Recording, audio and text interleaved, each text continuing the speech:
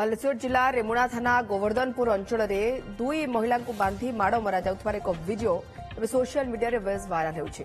अभियोग अनुसार 2 दिन तले एक निर्दिष्ट धर्मर लोके अंचल में पहुंची लोकंकर धर्म परिवर्तन करने उद्यम करते अप्रीतिकर परिस्थिति सृष्टि होता पर पुलिस संपृक्त महिला उद्धार करने सहित यह घटन 3 जन को गिरफ्त करने 4 जन को नोटिस कर रेमुणा थाना पुलिस।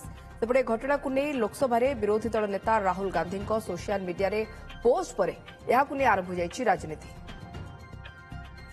जिले में गोटे आदिवासी महिला को गछरे बांधी बाड़ा पिटा गला गला एटा कोन आदिवासी मान को कोन एट्रोसिटी नुह। निश्चित भाव में राहुल गांधी जहाँ कहते सत्य कहते संविधान खतरा रे अछि। ये सरकार संविधान को मानु ना। डिसेंबर मास 26 तारिख रे बालेश्वर जिला रेमुणा निर्वाचन मंडली मुखुरा पंचायत छणकणपुर गाँव रे घटी एवं राज्य रे आईन श्रृंखला परिस्थिति संपूर्ण भाव में विपर्यस्त यार ये होची ज्वलंत उदाहरण एवं यार प्रमाण मध्य आपण देखिले।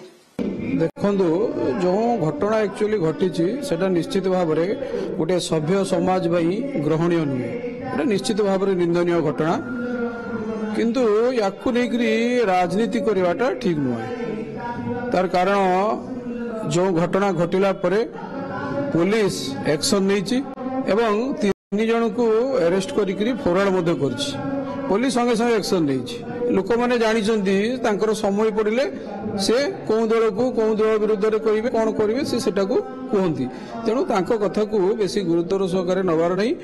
भारतीय जनता पार्टी सरकार समस्त को न्याय दवा पई अछि, समस्त को न्याय दबो।